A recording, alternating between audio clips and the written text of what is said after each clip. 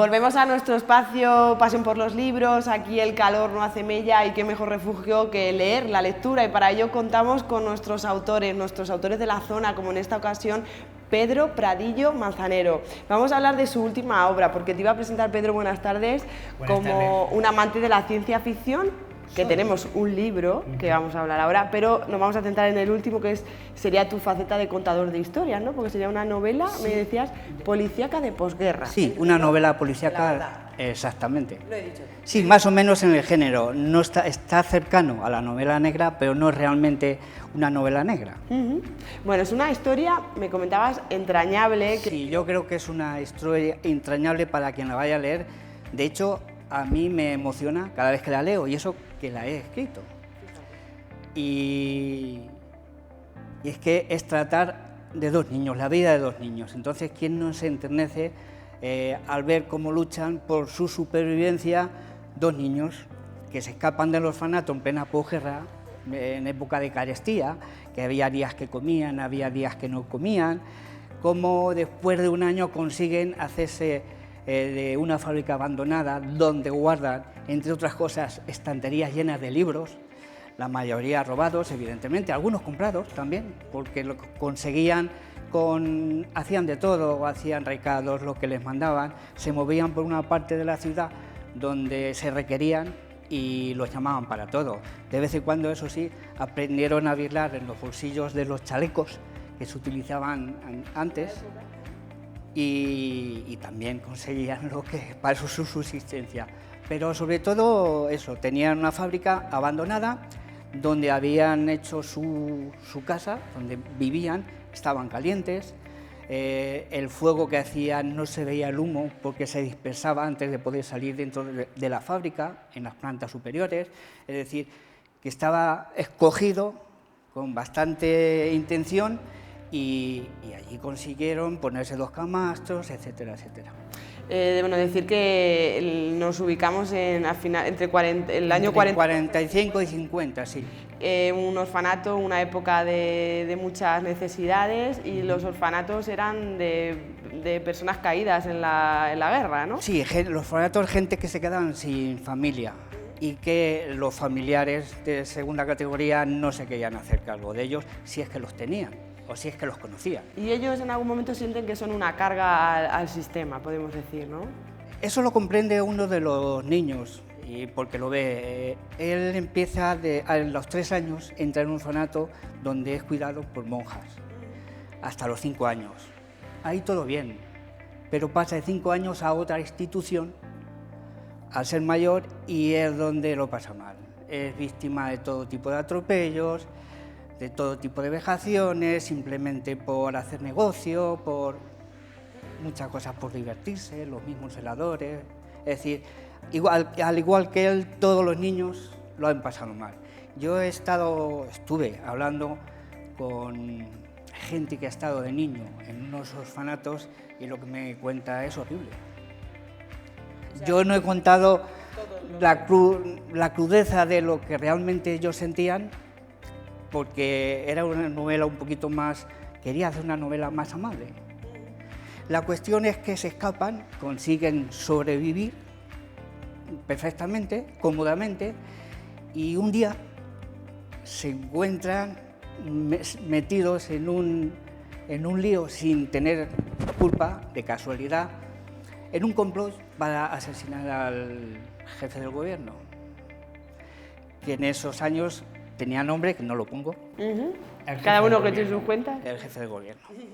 Y lo de la ciudad también me pareció, a mí me gusta que siempre el lector ponga algo de su parte, porque a mí me gusta ponerlo cuando leo, y quise que cada uno pusiera la ciudad que le gustara más. Que tuviera soportales y... Sí, solo es esa condición. Bueno, decir también que en esta obra Pedro quiere hacer un guiño también a su padre, ¿no? Tu padre, que nos estará viendo desde alguna parte. Sí, porque mi padre, yo no viví la posguerra por mi edad, pero mis padres sí la vivieron. Y me contaba muchas historias, sobre todo cuando le salían bien. Hay una historia que repetía muchas veces, le gustaba mucho, y era cómo robaba al panadero una hogaza de pan y salía corriendo y no lo pillaban. Eso es algo que practicaban pues, los mozalbetes de entonces por las necesidades alimenticias que había en todas las casas. A veces los pillaban, los llevaban al cuartelillo, allí les pegaban, luego avisaban a sus padres y su padre volvía a pegarles otra vez. Esas eran las enseñanzas que tenían entonces en aquellos años, porque los niños a partir de 8 años ya estaban trabajando y trabajaban por ¿cómo se dice? Un mendrugo de pan nada más, que como estaba tan duro no se lo comían los animales, ellos los mojaban en agua y poco a poco podían comérselos. Eso es lo que han pasado, en este caso, mi familia y muchas familias. Muchas personas que nos estén viendo y que seguramente cuando lean este reloj de la verdad, el reloj, el símil al reloj tiene también su sentido. Sí, evidentemente. Dentro de este complot que te cuento hay gente muy destacada. Tú imagínate cuando termina una guerra civil, hay nobles y potentados que estaban muy bien situados en un momento dado, antes de la guerra, y que por los azares, cuando termina la guerra, son relegados y sustituidos por otros. Entonces, grandes empresarios, gente que venía de la nobleza y todo eso, hay gente que empieza a ocupar esos sitios y las otras familias quedan un poquito con menos negocios, quedándose con las migajas del reparto de la economía social que había en aquellos momentos, y hay algunos de ellos que piensan en derrocar al jefe del gobierno para ser sustituido por el siguiente, que ya sabrían cuál podría ser y que sería favorecedor de ellos. Entonces, que poco cambia las cosas, ¿eh? No cambia nada, es lo que te comentaba antes de la herencia genética que tenemos demasiado de los neandertales porque seguimos pensando como ellos. Bueno, pues de una novela duramente real nos vamos a la ciencia ficción. Bueno, antes te quiero decir una cosa. Antes de pasar. Sí, es que es algo muy curioso. Es que cuando terminas de leer la novela, que me ha pasado con mis lectores beta. Sí, porque esta obra se ha presentado ya mismo, el 17 de junio, por lo cual que todavía no la habrá leído muchas personas. No, solo los lectores beta nada más. A partir del viernes ya lo puede leer todo el mundo. ¿Y qué te han dicho? Y me han dicho que te queda un bienestar, una sensación de bienestar en el cuerpo increíble. O sea, ¿por qué? Porque te metes dentro, empatizas mucho con los personajes, con estos gemelos. También hay un policía que tiene una asignatura pendiente de cuando empieza a trabajar. Y es un policía pues, de nuestra época, vivida en la época anterior. Tiene la ventaja de que es hijo de un coronel y eso, aparte de la inteligencia que tiene, pues le hace las cosas más fáciles. Pues él pretende con eso redimirse de lo que le pasó al principio y es una carga que le está pesando y que le impide hacer una vida normal. Tiene siempre una rémora en que podía haber hecho algo más para salvar unos niños que murieron y que por dejadez, por convicciones, porque se entiende que hay una determinada gente que son buenas siempre de por sí, y en este caso estoy hablando de un cura, porque en un caso que tuvo, el cura era responsable y nadie pensó en el cura. Y él tuvo una idea después de varias semanas en los pueblos, aldeas perdidas de Galicia, y varias semanas de investigación, se le ocurrió en un momento que estaba tumbado en la cama y dijo, bueno, mañana tomamos y seguimos por esto. Y a la mañana siguiente habían muerto los niños.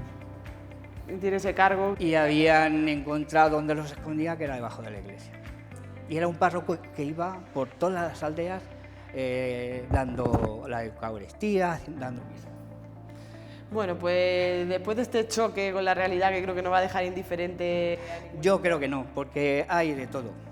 Antes de terminar, aunque hemos hablado ya del reloj de la verdad, que es un poco tu última novela, un poco podemos hablar mínimamente de tu buque insignia, de este Ragnarök, que lo pronuncio mal, pero el renacer de dos mundos, que creo que está siendo totalmente ciencia ficción, sí que alude a una realidad que nos está buscando el planeta. Alguien me dijo que tenía más ficción que cierto es, pero sí que hay una corriente porque cree que hay una teoría que dice que la Tierra es hueca y en esa oquedad vive una civilización muy anterior a la nuestra. O sea, por ejemplo, nosotros no seríamos los herederos de este planeta. Serían los que están dentro de la Tierra hueca. Y bueno, que la genética del ser humano nos impide evitar esa destrucción. Lo que está pasando con el cambio climático, lo cito en la contraportada, es solo el principio. Y eso obedece a nuestra genética, que nos impide... Parece ser que nuestra genética nos impide de darnos cuenta de lo que nos está pasando. O no queremos verla, y sí que nos damos cuenta. El caso es que, como tú decías antes, las cosas repiten. Es que se está repitiendo continuamente desde hace 25.000 años hasta ahora. Es decir, hay civilizaciones que han podido durar menos de 25.000 años. La nuestra todavía no ha llegado. Pero las muestras que dan, el planeta, cómo se está comportando, es decir, el planeta no va a morir, el planeta sigue aquí. Sin embargo, nosotros la vida sí puede desaparecer completamente y se puede generar a través de millones de años una vida diferente. Y en la difícil pronunciación del título, Ragnarök, eso cuéntamelo. Sí, porque Ragnarök sería este mundo que vive a 6.000 kilómetros de distancia, exactamente, el inframundo, el inframundo. De hecho, puedes ver el libro, mira cómo empieza. No, hay caminos en que se comunican, evidentemente, en una dirección. Eso ya lo tenemos que ver mira dentro. Como el comienzo. ¿Creéis en el infierno? ¿Creéis en el infierno? ¿Y en el diablo? ¿Y si os dijera que sí? Que sí existen, pero no es como nos lo han contado. Exactamente. Pues con eso nos quedamos, Pedro. Yo quiero citar otra cosa, porque, bueno, aparte de la ciencia ficción te decía que era una novela muy social. Es una novela de compromiso por las decisiones que tienen que tomar algunos de los protagonistas. Es una novela sobre todo de perspectiva. Y esperanza. Sí, esperanza también, pero de perspectiva. Tú imagínate un hormiguero, por ejemplo, que en un verano no consiguen reunir suficiente comida para pasar el invierno. ¿Qué le pasaría al hormiguero? Que moriría. Desde nuestro punto de vista, como humanos, no le prestaríamos la menor intención en caso de que lo supiéramos. Pues bien, por otra parte, los astronautas que pasan un tiempo en la Estación Espacial Internacional lo dicen, les cambia la forma de ver la vida, simplemente porque día a día ver ese planeta azul lleno de vida y sabiendo que cualquier alteración del universo, por mínima que sea, pueda destruir la vida completamente, como las hormigas, toman conciencia de ello y les cambia la forma de ver la vida. A todos, ¿eh? Es algo... O sea que tenemos un mensaje social. Una perspectiva, exactamente. Podemos poner nuestro granito de arena para mejorar el futuro y el presente, claro. Por supuesto, y que ahora mismo depende de nosotros. Yo en la novela, pues bueno, meto otros personajes que no son de nuestra civilización. Hay otra civilización anterior a la nuestra que interactúa de alguna forma y que finaliza todo con bien o mal. Hay gente que me ha dicho que el final, que esperan una segunda parte, hay gente que no les ha gustado el final, pero sí la novela, en fin. Gustos, colores. Cada uno tiene su perspectiva, su forma de contemplar las cosas. Pues Pedro Pradillo Manzanero nos da estas dos opciones para leer estos meses de verano. Sí, por supuesto.